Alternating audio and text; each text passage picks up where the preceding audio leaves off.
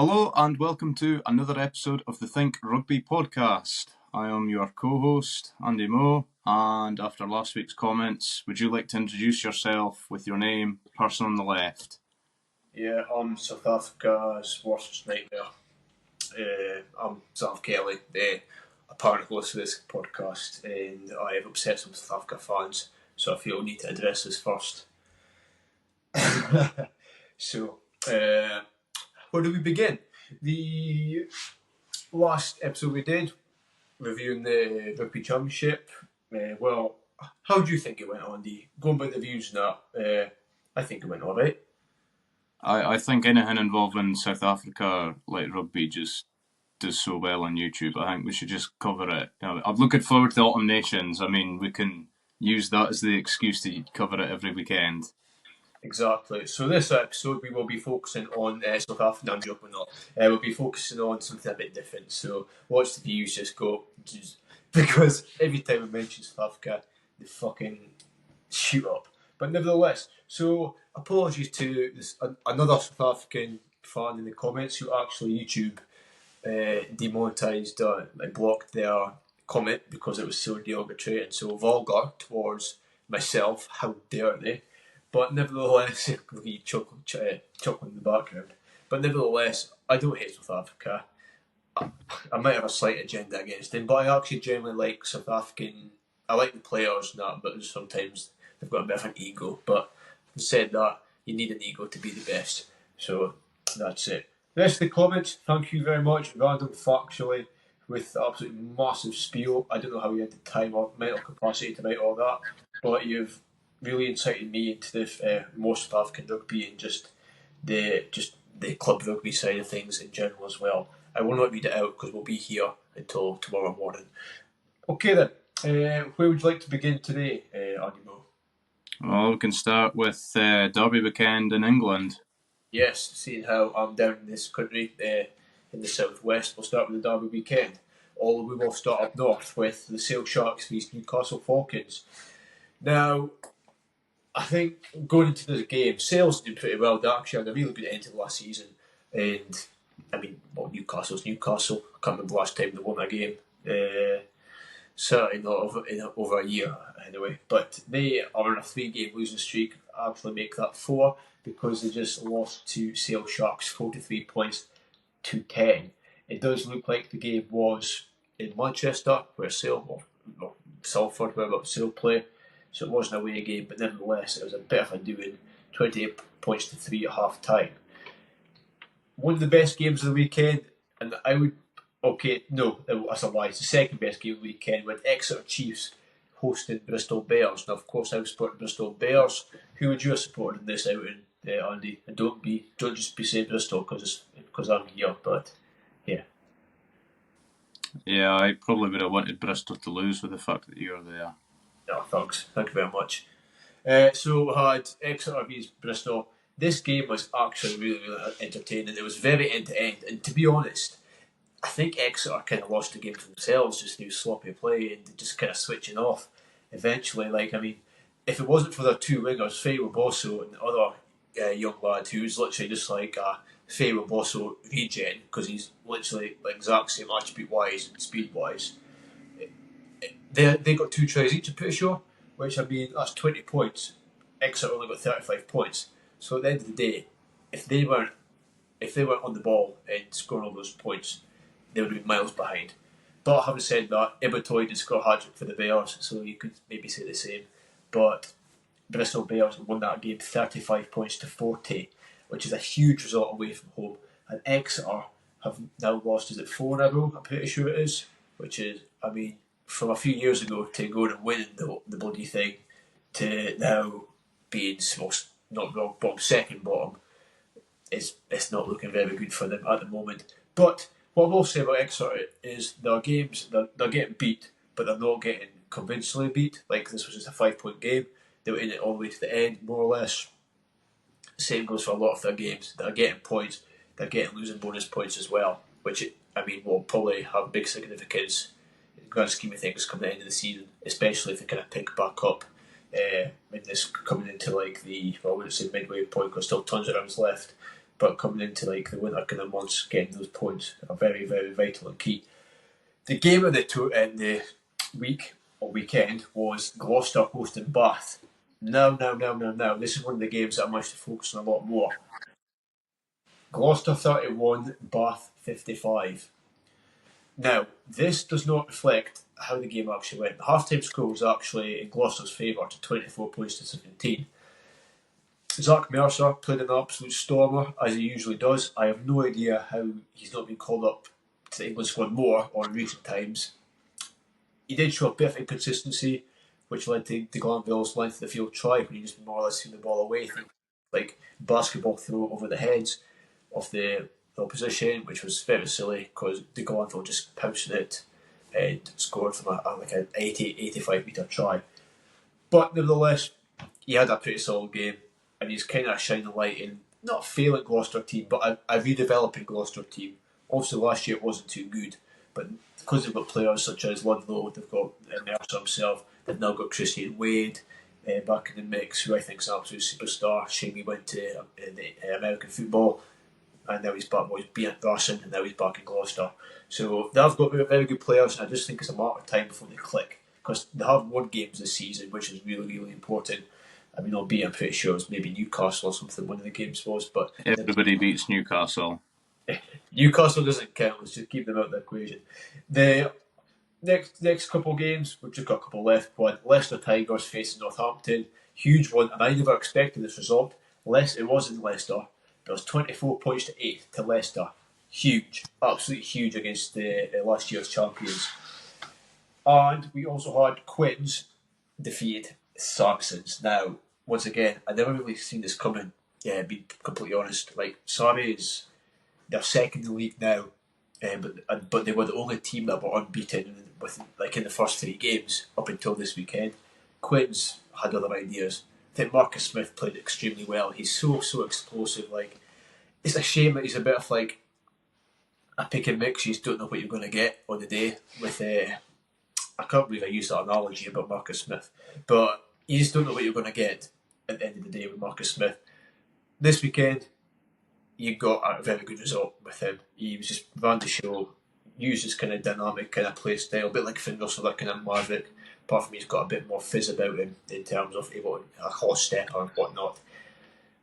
Commiserations to Andy Christie, who unfortunately broke his leg or his ankle by looks of it in like 5 different places. Very, very tough one.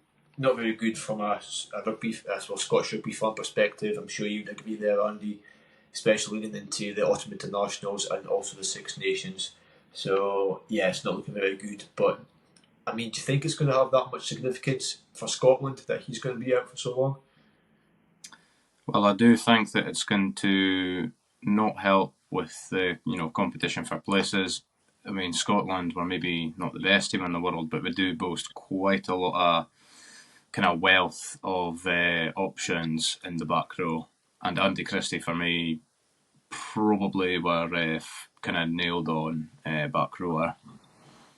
I think he was, to be fair. I mean, if you asked me this question, even probably like this time last year, it would have been a different answer. But I honestly think he's probably Scotland's best back rower based off form and like over the past maybe year. Being completely honest, he's been really good for Saracens. When he gets his chance for Scotland, he's been really solid. And yeah, I think he'll be a miss, but I really do hope he'll be back for the Six Nations. But I can't see it. Being honest, it was quite a bad break, and I think at his age, what is he? He's not old, but he's not like early 20s. So I think he will take no risks and take all the precautions necessary to get back into playing without getting injured again. As soon as you get back to it. But that's just my take on it. I don't think we'll see him until probably the tail end of the season when they're fighting for the top 4 for the playoffs and that. But we'll see how it goes. Okay then, that's the round up for the Gallagher Premiership on Derby weekend. I'll quickly show you the table if you bear with me just 2 seconds. Where are we? So we've got the Mighty Bears on top with 3 wins and 1 loss. Their points difference is only 33, which is very interesting. They didn't expect that at all. But they are getting the tries in. They've had 4 try bonuses and also 1 losing bonus, which means you've had 5 bonus points altogether, which is very good, leaving them with 17 points. Then you've got Surrey's in second place with 16, Bath in third with 15, and you've got Leicester Tigers in fourth with 14. So that's the top 4 for you in the early stages of this competition. But you've got Sale, who are tied in points with them, just in fifth, just losing out by points difference by a fair margin. Then you've got Quins, Northampton, Gloucester, and then the relegation kind of zone, you've got Exeter and Newcastle. Exeter are on 4 points though, which means they've had 4 losing bonus points, which is pretty decent. And Newcastle are on absolute stone cold 0, which is a shame. Sad for them. Okay, moving on, Andy. You've got the URC to discuss in great depth of certain games, the more exciting games maybe. So I'll let you fire away if you'd be so kind. Yeah, well do. So on Friday night, I caught the majority of the Glasgow Zebra game. Glasgow won 33-3. Yep. And obviously it was bound to be a big reaction after, although it was a convincing win they beat Cardiff the week before. I think Franco Smith would have been far happier with this 5-try win over Zebra, just because it was a clean sheet. As I said on Twitter, or X as it is now known as, just that's such some achievement to go 80 minutes at this level without conceding a try. It was just Zebra though. Yeah, well, I mean they're only 15th. They're not bottom. I didn't quite get the nibble I thought I'd get from you, but never mind. No, I think it was all right. Jokes aside, I mean, to just come away with 3 points, I think was actually pretty decent. Especially seeing how what was it they conceded the week before? Was it 30 odd points or 26? Would have been 36 points, I think, because it was an 8-score game. So it's quite obvious what they've been focusing on, because there's so much to get the tries in, but much to keep the defence, the attack, the opposition attack, and have their defence a lot more solid, connected. So it is very important. Like I always say, attack and scores win games, defence wins leagues. So hopefully they can match the same. Interesting fact though, Glasgow Warriors only conceded an average of about 2 tries last season. That's the season they won the whole URC. So I think my point kind of is proven right in that kind of aspect. So much the same from Glasgow. Far vastly improved. I never actually seen the lineup, but I'm going to assume the lineup was relatively similar. Is that right? Compared to last week? Well, it was similar, but then it was kind of different. Like, for example, Stafford McDowell got his first start at captain of the season, and there was a bit of a shake-up with the second row again there. I'm minded to say Richie Gray was out this week. I think that's Richie Gray out all weeks now. He's not away to Japan. No, he is still there until the end of November. Oh, I see. So do you think he'll play the Autumn Internationals and shoot off? I would imagine so, yeah. And with the fact that it's not been declared where he's going, right. But to me, the fact that he's going to be going at the end of November, to me, says that he's going to be there. He's going to be away to Japan, like George Turner. Fair enough. They're just dropping like flies, are they? I mean, if you play in Japan, you can't really play for Scotland, to be honest. I mean, it's a fair task, but it's a shame. It'd be sad to see him go, but especially in that Glasgow team. I just think they're a little bit light in that second row department, being perfectly honest. I don't know what you think, but that's just my kind of opinion. And they're losing that kind of enforcer in Richie Gray. Yeah, well, I have read a few things, and I think, by what I'm gathering, that Franco Smith himself has learned quite a bit from Richie Gray about, the whole line-out situation and different things to be done and everything. And by what I've read, I think it's very much passing the baton on, and these guys now need an opportunity, and that's what I think is happening at the moment. What about the Edinburgh game? How did that go? Well, the Edinburgh game I was actually surprised at how much better Edinburgh were. They won 38-7 against bottom of the league Stormers, no Manny Lebock. Considering how shit and unbelievably bad they were, they did manage to get a 38-7 win over the Stormers. That's actually pretty decent, to be fair. I mean, it's a South African team at the end of the day. Lebock, once again, bit of a pick and mix, but very good player. He wasn't playing, which, possibly worked in Edinburgh's favour.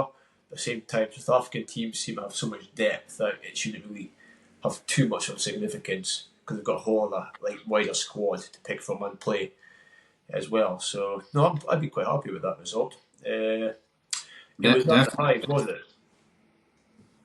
No, well, I was just going to say that the Stormers had one try disallowed, rightfully disallowed. Darcy Graham's knees clearly hit the deck, and then the ball was ripped from him. And then thereafter, it was, Ben Muncaster, what a game he had for Edinburgh. That's good. It's good to see Darcy Graham back because he obviously had a big kind of spell out of the game with that through injury. So quite happy that he's back. Yeah, no, definitely. The only Sean Everett said after the game last weekend that he was going to make significant changes and that at halftime all the players are kind of known, taking responsibility and hit it home. And then he said he was going to make big changes. I was quite disappointed. Hamish Watson not playing this weekend. Neither was Ben Healy, but I don't really care about Ben Healy. It's Hamish Watson. It just... That's a strange one once again because I think my views already in Hamish. He's good, but I just don't. He's not. He's getting on a bit, and he's just not the player he was. But you still kind of have him in there because there's still something there. But unless there's something on the line, something happening, or maybe it's just a rest week for him. But I know Stormers are rock bottom of the URC or second bottom, I'll say. But you still think you'd have quite a strong enough team against a Stormers side. But I don't know. Yeah, no, I was pleasantly surprised with how well Edinburgh turned up against the Stormers. Yeah, that moves them up to 9th. Which is a step in the right direction. It's particularly, the 8th's got to be aim for 8th. You would think so. Oh, God, yeah. At least 8th minimum. Because, if you don't get 8th, you're not in the playoffs. But, so that's what I think. But speaking of two teams which will definitely be in the playoff, Munster vs Leinster. Oh, should I say Leinster vs Munster? Because it was at Croke Park, I think it was. It was sold out at Croke Park. Over 80,000 supporters there. That's just in the dream, is it? That's insane. Not just the fact that it's 80,000 rugby fans at a stadium, but the historic importance of playing a game of that magnitude, a regular club game at Croke Park with all the history and everything that's some achievement. Yeah, for sure. The full-time score there was it? I can't remember exactly. It was roughly 24-12. I'm pretty sure. Leicester's 6-12, yeah. Yeah. So what it was 24-12. Yeah, I thought so. There was a kind of little bit of a resurgence from Munster towards the latter stages of the game, but it was a bit too little, too late in Leicester, which were quite comfortable holding on in that. But no, two of possibly, I would say, two of the teams that will finish in the top 4 this season in the URC, battling it out. But of course, Leinster were victorious. You had RG Snyderman playing against his former club. He used to play for Munster, now he plays for Leinster. Do you see that clip of him in the line out? Yeah. Oh, unreal, is it? It's just not fair. I can barely catch a ball with 2 hands up in the air. He used to do that with 1 hand without even breaking stride and just fluently passing it down to the scrum half. It's like a Jameson Gibson Park. I'm like, that isn't fair. Yeah. The other thing I would say as well about that game is, I will put my hands up and be like, yeah, when I'm wrong, but I don't get, Leinster and Munster, in my opinion, by far the best kits, the home kits, out of everybody else in the league. I actually don't disagree with you, to be fair. They're very the colours itself are really nice. They're nice and bright, not dull. And yeah, actually, it's got a nice little kind of what's what I'm looking for? A nice little pattern about it. I've actually got a rugby mystery box on the way, so I'm half hoping it's like a Munster or Leinster one. Although I did used to have a Leinster top, but I sold it, sadly. Not a Springbok jersey, no. I also used to have a Springbok jersey, but I chucked in the bin, Uh, of course. No, I think I sold that as well. I'll give it away. Never mind. Anyway, any more rugby URC kind of news going about, Andy, or that kind of cover most bases? Not really, no. Yeah, I mean, Glasgow go away to the Sharks, but I'd expect them to win that game, and then Edinburgh at home against Cardiff. That'll be an interesting game. You think Edinburgh, Glasgow beat the Sharks, you say? Yeah, I mean, But Chelsea Sharks? yeah. Is that not got like Exbeth, Cleese, basically the whole South African team in it? Yeah, I will stand by my words. Glasgow need to go and prove that they can beat these teams. Wow. No, fair play, Andy. Fair play. I'm just putting it out there. I'm going to clip you up on that. Yeah, so if things don't go right, yeah. Makes for great content and some more hate from South African fans. Okay, anyway. Well, I'm going to touch on a lot of something. It's nothing bad. Don't worry about that. It's sad, but be happy it happened. So, former Welsh international Jonathan Davies has just announced his retirement from rugby altogether. The 36-year-old took to Instagram to announce his retirement and, of course, other aspects. I'm pretty sure he was a free agent anyway. Yeah, he was 36, so a fair age. So he was primarily an outside centre. He had an 18-year playing career, so if he was 36, played since he was 18 years old professionally, pretty decent, if you ask me, starting at 18 years old. 96 Wales caps, 209 Scarlets caps, and had 55 tries. So give or take, that's 1 in 4 games, which is pretty decent for a centre, I'm not going to lie. British Knives Lion, absolute enforcer, very good in defence, but also very underrated in attack as well. I would say he's arguably the best 13 in Welsh rugby history. Not full time, but in Welsh rugby history. Really, really good. Some iconic moments would be the Lions tour against New Zealand. Some of the tackle he did there. I'm pretty sure that telling a lie. It was Wales v New Zealand, and he offended Julian Savea when Savea was in his prime. He keep darting across, straight hand off to the chest, and Savea went down like a sack of tatties. Like, oh my goodness! Honestly, you see it in highlight compilation videos all the time. That offend. But yeah, like I say, his nickname was the Fox. I'm not sure if that's anything to do with his rugby ability or not, or just a nickname he had. But yeah, absolute enforcer. Like I say, I'd like to see his tackle success rate because that Welsh side that he played in was very good and also won like a fair bit. I think pretty sure he won Six Nations as well with them. I think injury sort of ruined his career or just falling out of favour. He also moved away from Scarlets. It was 209 appearances from his two kind of outings being part of that team, which means he did go away eventually somewhere else at some point, which means he possibly wasn't in contention for the Welsh jersey all the time. But nevertheless, it's a sad day, but be glad it happened, especially Scarlet fans, because at the moment Scarlets aren't very good. But back in the day, they were pretty fucking good when he was playing for them. So that's all I have to say on that. Jonathan Davies, have a great retirement and you're welcome on the pod at any given time. Here, here. Right, what do you want to do next, Andy? Would you like to do Guess Who? Certainly. Okay. So last week was a bit of an absolute honker, I'm not going to lie. I got 0 points and you got 2. No, I got 4. Oh, so yeah, you guessed on number 2, so you got 4. I haven't counted up what that means, but I'm pretty sure you're in the lead by a point, possibly. Or 2 points altogether, like combined. But I'll let you go first this time. Okay. And then we will see how it goes. So, yeah. Fair enough. So clue number 1. I was born on the 29th of January 1995, making me 29 years old.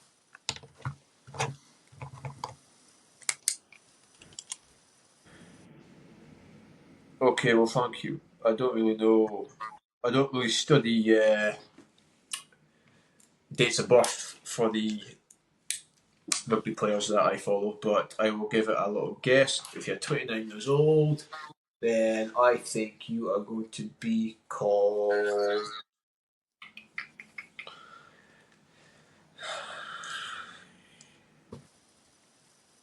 the Italian centre Brex. Incorrect. I think he's a bit older. Never mind. Yeah. Clue number 2. I am over 2 metres tall.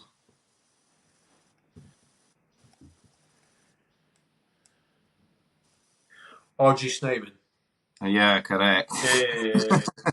After last week, I felt bad, so I was like, "Yeah, I'll go easier on you." 4 points, RG Snyman. Thank you so much. 4 points. I'll just put that there. Excellent. Now, after last week, I've decided to be a bit of a knobhead to you, so we'll see how you get on. So, my one is. Springbok fans, like, be sure to give him plenty of shit in the comments for this. Yeah. I know you will anyway, but just say I sent you. I do like Springbok, guys. I'm just winding. Clue number 1. I'm 39 years old. I'm a former player. And my career spanned from 2004 to 2020. Greg Laidlaw. Incorrect. Damn. Could you say that again? I'm 39 years old and... Former rugby player. Mm-hmm. And my career spanned from 2004 to 2020. Okay. Number 2. I've played for a total of 10 clubs in my whole career. Jesus. That will make a bit of sense with the clues that are to follow. You've not even guessed yet, actually. Yeah, I was a way to say, I mean, there is one name that comes to my mind, but I don't think it's correct, so... It's Jim Hamilton. I know he's older, but... Incorrect. Oh, yeah. Number 3. I am one of very few rugby players to have played rugby union, rugby league, and rugby sevens professionally.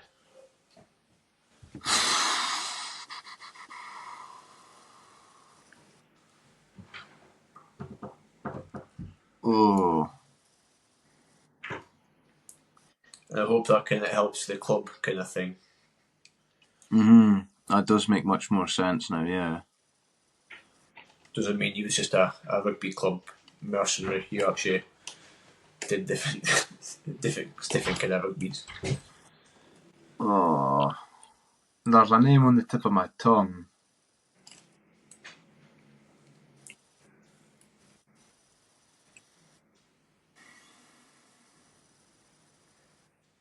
Kevin Sinfield? Incorrect. Oh, no, the age is wrong now. He is about 39 though. Clue number 4.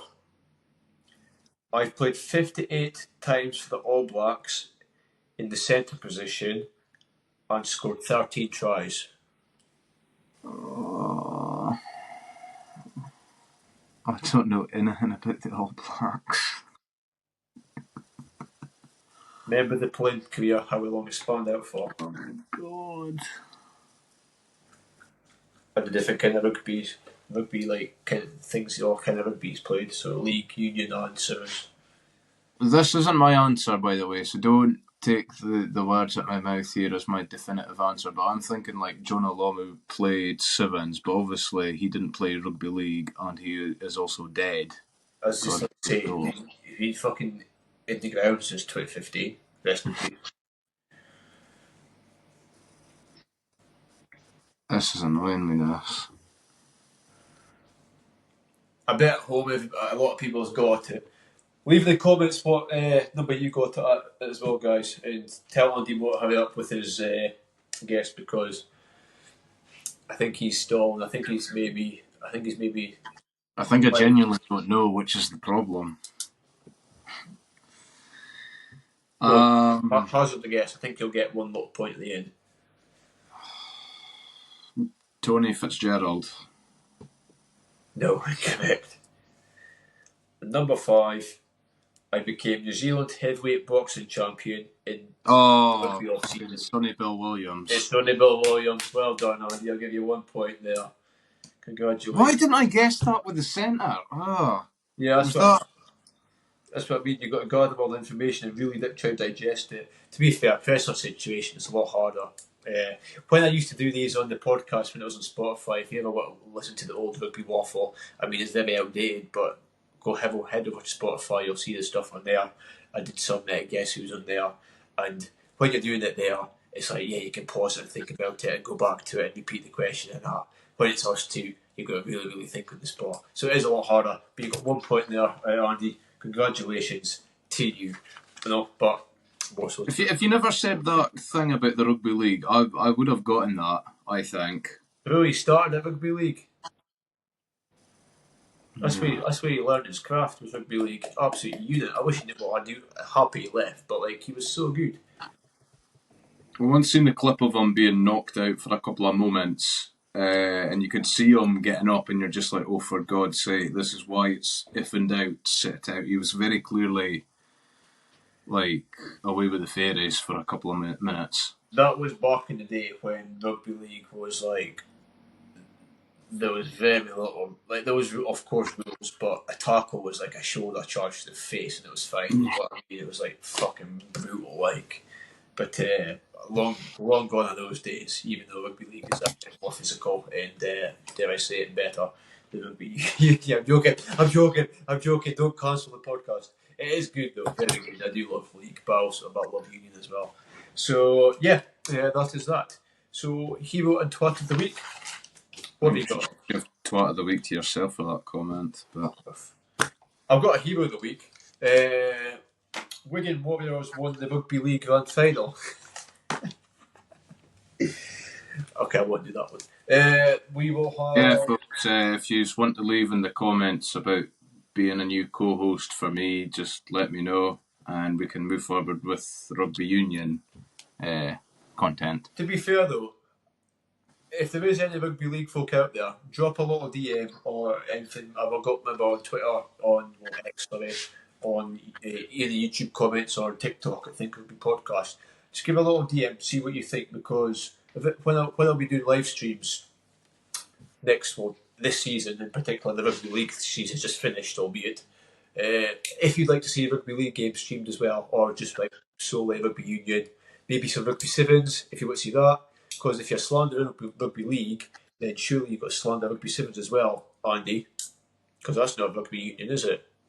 No, but I've played sevens. Sevens is fun, and it has lineouts, and albeit not the same, but you've got lineouts and scrums. Mate, you don't understand how good is it when you've got no lineouts, no scrums, and you're just literally just running trying to not get. It's just boring, monotonous.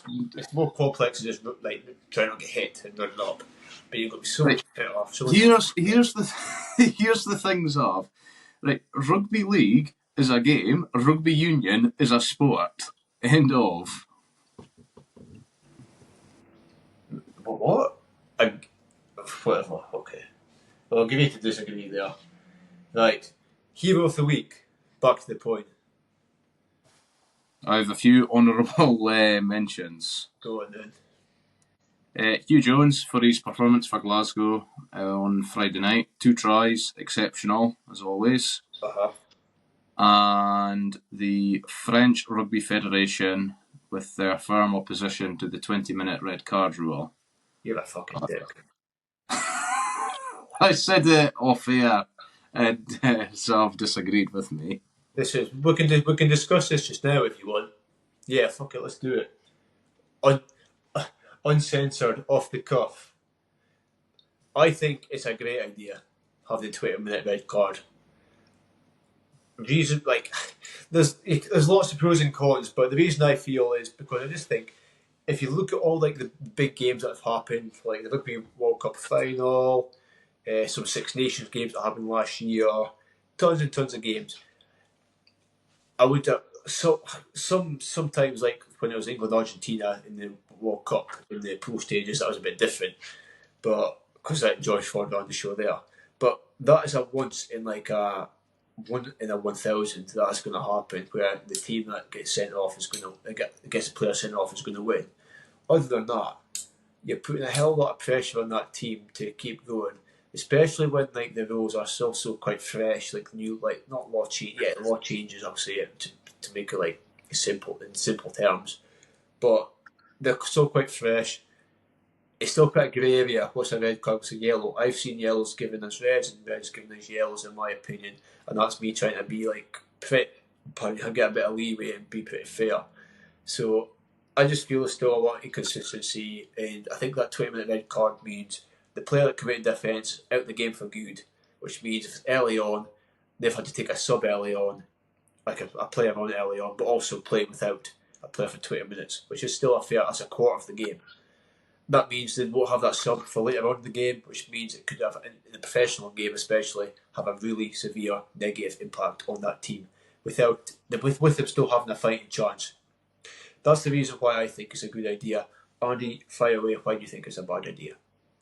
Immediately, I would say it incredibly devalues the purpose of a yellow and/or a red card. Fair enough, yeah, I completely understand all the points you've just made, Zav, but if you put in, fair enough, it's a lot of pressure for these players. They are also elite level athletes and get paid elite sports people wages. That okay, maybe not as much as football, but they are still training virtually all the time to get their technique and everything right, and they should have the mentality and discipline at the level to not be silly enough to go and get red carded in the first place. Also, the majority of red cards in the game happen in the second half, by which point the purpose of it goes out the window because the game is going to be finished anyway. And finally, what happens for a reason and didn't happen any other way because it didn't. It's just a desperate attempt to devalue a red card and help referees get out of jail if they make the wrong decision. I was against the Tamo Bunker review, as we discussed in a few episodes ago. Just last week, I think it was. Yeah, I have got very little time for the bunker review. To me, referees should take their time and make the right decision. Within reason, obviously, but make the right decision. I suppose you like to go and pop the kettle on mid-game, so having referees take a 5-10 minutes to study one case, you've got plenty of time to get the fucking kettle boiled and get a cup of tea, then come back and miss nothing, I guess. But I don't know, but that bunker review thing, it's like you could be waiting for ages and it could just end up being nothing. And then, especially if it's such a really, really close decision and you've got all the fans fucking roaring down you, it's like, I like the bunker because it's nice, sharp and snappy. It gets the game flowing again. And yeah, I think... Yes, but we're not on about the bunker, we're on about a 20-minute red card. You just mentioned the bunker, mate. I know, but I made that it was an unfortunate tangent, my bad. Oh, right. What a shock. But yeah, no, the 20-minute red card. No, it kind of... I suppose the bunker thing does come into it because it can be used. Because you can't yellow card somebody, which means that's a guaranteed 10 minutes. And it's, sorry, mate, you're for another 10, you're sent off, and you're not allowed back on. You can make a sub in 10 minutes. But I just think it's getting trialled, and we've just got to see how it goes. But for me, to start with, I think it's a good thing. it got trialled in the Rugby Championship. Not that any red cards were given out, actually, so never really got to see it actually come into place. But that's maybe just a sign that teams have been a bit more careful and having more precautions coming to the season, do you think?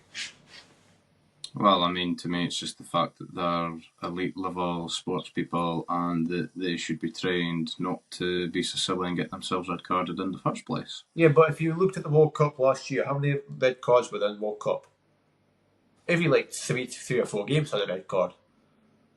Yeah, so it's not a horrendous problem that needs to be addressed. The only time I can think of a red card properly ruining a game was the Six Nations Grand Slam decider between Ireland and England, where, yes, Freddie Stewart got wrongfully sent off and the 20-minute red card would have been ideal. But for me, incidents like that happen very few and far between.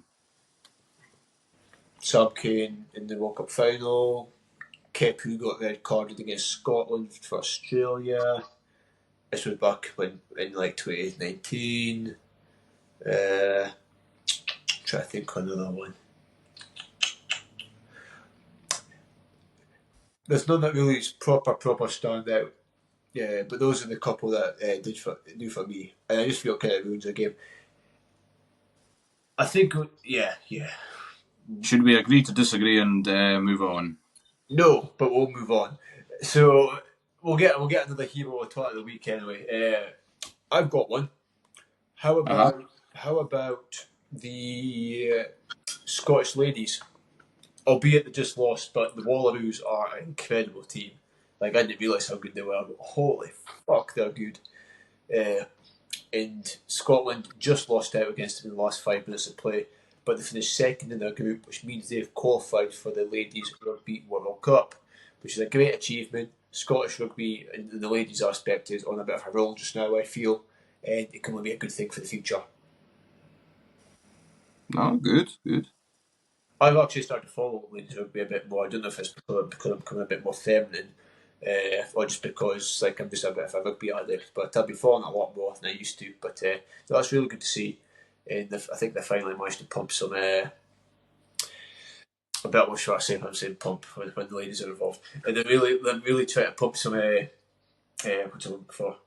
A bit more money and a bit more kind of like structure into it, into like infrastructure into it. So they're getting better players, which means they're getting better squads, which means they're getting better results, which means they're getting into tournaments and finishing better. Blah blah blah blah. Knock-on effect. You know what I'm getting at. So that's one of the heroes of the week for me. But I also could give one to the Australian ladies who are just seem to be on an absolute roll just now. I think I'm going to give it to Scottish ladies, just because historically have not been very good whatsoever, and they're getting a lot better. But have you got your own personal one? I was just going to say Finn Russell for shushing the shed again. But I would agree. I would probably agree with you for the Scotland women coming second. Yeah. Well, they could shave it, I guess. Twat of the week. Munster fans for booing RG Snyman. Did they? Ooh, yeah, they did. That's bad. That's really bad. Fuck. That's football behaviour. How long ago was it he played for them? It must be about 2 seasons ago now. Would have been 2 seasons he played for them, yeah, and he moved from Munster to Leinster. I mean, all parties could have handled it better between Munster, Leinster and RG Snyman, but there's no excuse to boo him. Yeah. I mean, it is a bit of a betrayal. But I thought he was in Japan before Munster. Yes, he was, yeah. I could also be wrong, but you might be certain there. But I swear he was in Japan before Munster, so it wasn't like he went straight to there. But nevertheless, well, I maybe could be wrong, but it was announced. I thought whilst he was still a part of, well, I'm not sure if he was or wasn't still a part of Munster, but he was definitely booed for being an ex-Munster player going to Leinster. And he scored a try for Leinster as well. Yeah, he did. Yeah, he's a proper good player. I guess you could give him Hero of the Week for that, actually, for being booed and everything and scoring on his. And the 100 in the line out.